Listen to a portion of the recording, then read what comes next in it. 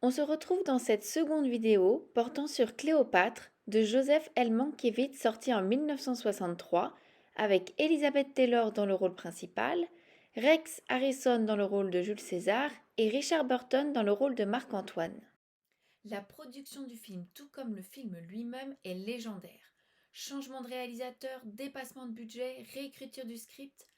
Quand Mankiewicz remplace Ruben Mamoulian, il réécrit complètement le scénario qui était impossible selon lui à tourner. Pour l'écriture du scénario, Mankiewicz engage deux autres auteurs et surtout ils assistent à des conférences d'histoire afin d'adapter la littérature historique et surtout Plutarque et Suétone. Seule une partie du scénario est terminée lorsque le tournage débute. Le jour, les scènes sont tournées et la nuit, le scénario continue d'être écrit et corrigé sous la supervision de Warner, la société de production. Mankiewicz était le choix idéal pour le film. Il avait réalisé Jules César en 1953, il était l'un des choix de la vedette du film Elizabeth Taylor, et il souhaite proposer une version moderne du film en se concentrant sur l'autodestruction de Marc-Antoine. Après des années de tournage et d'interruption, notamment à cause de la méningite d'Elizabeth Taylor, le film s'en rend en salle avec un budget de près de 50 millions de dollars, ce qui en fait le film le plus cher à l'époque. Le film se concentre sur la dernière reine d'Égypte, Cléopâtre VII, de son accession au trône grâce à Jules César à sa mort auprès de Marc-Antoine. D'ailleurs, ces deux amants sont le fil conducteur du film, car les scènes représentées sont pratiquement toujours avec l'un des deux ou en rapport avec eux. Nous avons affaire donc à une épopée romantique. La représentation de Cléopâtre dans le film se concentre sur plusieurs aspects. D'abord, le physique et la beauté de Cléopâtre, qui est transposée dans toutes les scènes. Le choix d'Elizabeth Taylor n'est pas innocent. Elle est considérée comme l'une des plus belles femmes de son époque. Ainsi, la reine est avant tout un physique, et cela est exacerbé par le maquillage égyptianisant, mais pas réaliste, et surtout la garde-robe de la reine. Près de 65 robes, 30 perruques et 125 bijoux furent spécialement créés pour Elizabeth Taylor. Sa mise en beauté est souvent montrée à l'écran, ce qui traduit la volonté du réalisateur et du studio de renvoyer cette image de diva et de beauté fatale. C'est le cliché le plus répandu en ce qui concerne Cléopâtre, mais qui ne repose sur aucun fondement historique. Une version à succès de Cléopâtre est sortie en 1934 avec Colette Colbert. Le réalisateur Cécile B2000 y présente une version du personnage très exotique et sulfureuse.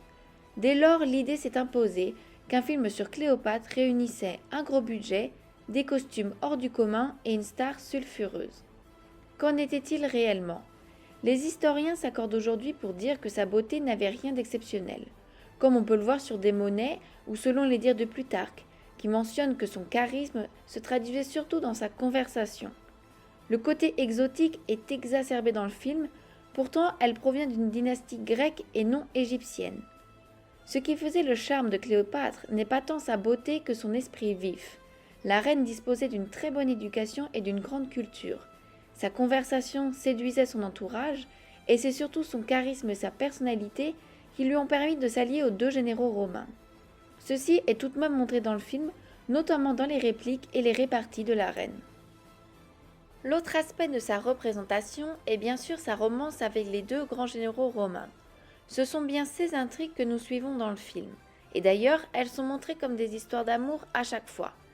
Qu'en était-il là encore? Les historiens n'ont pas pu formuler d'hypothèse fiable, car c'est un aspect trop personnel et intangible, mais une partie de la communauté scientifique s'accorde à dire que la romance avec César était plus une alliance de circonstances qui servait les intérêts de chacun, même s'il a pu y avoir des sentiments en plus. En revanche, l'histoire avec Marc-Antoine semble bien plus personnelle et véridique au vu du temps qu'ils passaient ensemble et comment ils déployaient chacun des ressources pour servir les intérêts de l'autre.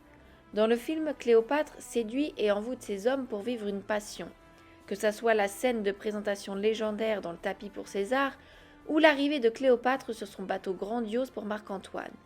Le film embrasse donc totalement la version dramatique et passionnelle des histoires de Cléopâtre.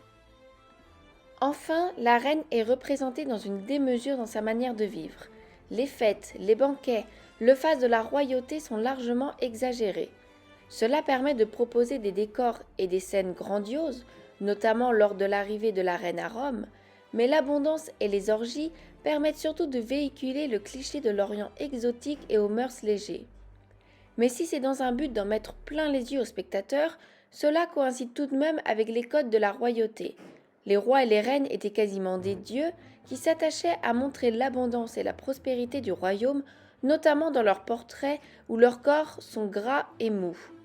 Si le film exagère cet aspect, les rois et les reines étaient bel et bien en constante représentation pour le peuple. La représentation de Cléopâtre est donc celle d'une séductrice prête à tout pour arriver à ses fins, qui se sert des hommes et vit des amours passionnés, une image qui circule depuis l'époque romaine. Au XIXe siècle, la découverte de l'Égypte par les pays colonialistes propulse un mouvement d'exotisme et surtout caricatural du pays, dont Cléopâtre n'échappe pas. Le film s'empare des codes exotiques de la conception de l'Égypte, avec le fard à paupières, les perruques, les costumes, basé en grande partie sur un érotisme, d'où l'image de la femme fatale. L'aspect politique est écarté du film, car nous sommes dans la version romancée de la reine, ces années de règne sans César et Marc-Antoine sont évincées du film. Le film retrace tout de même une grande partie de sa vie, et l'esprit vif de la reine est transposé à l'écran, tout comme le faste de la cour. Pour autant, nous sommes toujours dans la vision fantasmée de la reine, et ceci est dû à l'actrice qui incarne le personnage. Elizabeth Taylor se confond à l'image de la reine.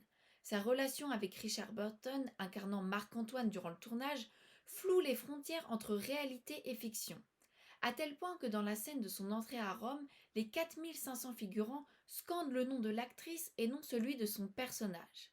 L'écrivain et journaliste Dwight MacDonald, dans un article publié dans le magazine Esquire en février 1965, désigne l'actrice comme Liz Patra, tellement l'actrice imprègne l'imaginaire de Cléopâtre.